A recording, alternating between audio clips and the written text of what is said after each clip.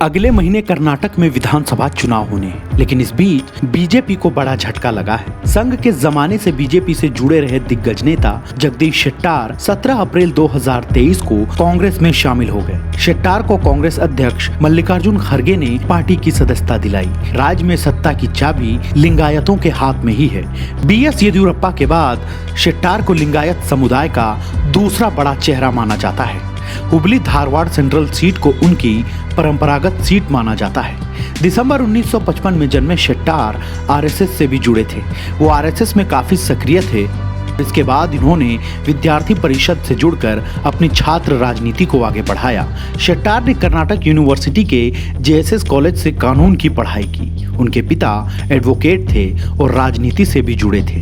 Hubli Dharwad central से उनके पिता लगातार 5 बार नगर निगम का चुनाव जीते और 1 बार मेयर भी रहे। इसके अलावा उनके चाचा और भाई भी राजनीति से जुड़े हैं। साल 1994 में जगदीश शेट्टार पहली बार विधानसभा पहुंचे और उसके बाद 1996 में बीजेपी के सचिव बनाए गए। 2005 में इन्हें कर्नाटक बीजेपी का अध्यक्ष बनाया गया। जगदीश शेट्टार 6 बार चुनाव जीते हैं और हर बार उनकी जीत का अंतर 25,000 वोटों से ज्यादा का रहा है। इससे उनके राजनीतिक कद का अंदाजा लगाया जा सकता है।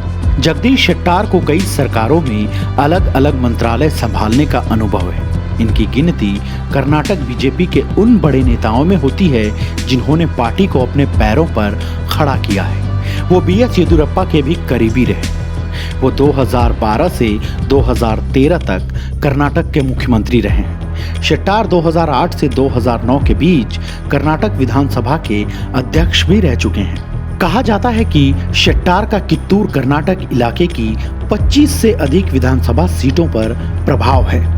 कहा यह भी जाता है कि जगदीश शेट्टार की नाराजगी काफी पुरानी है। जब बीएस येदियुरप्पा के इस्तीफे के बाद कैबिनेट को भंग किया जा रहा था तो उन्होंने घोषणा कर दी थी कि भविष्य में वो किसी भी कैबिनेट का हिस्सा नहीं होंगे। इधर कांग्रेस में वरिष्ठ लिंगायत नेताओं, पूर्व मंत्रियों शमनूर शिवशंकरप्पा और एमबी पाटिल ने शेट्टार को अपनी पार्टी में शामिल होने के लिए राजी किया।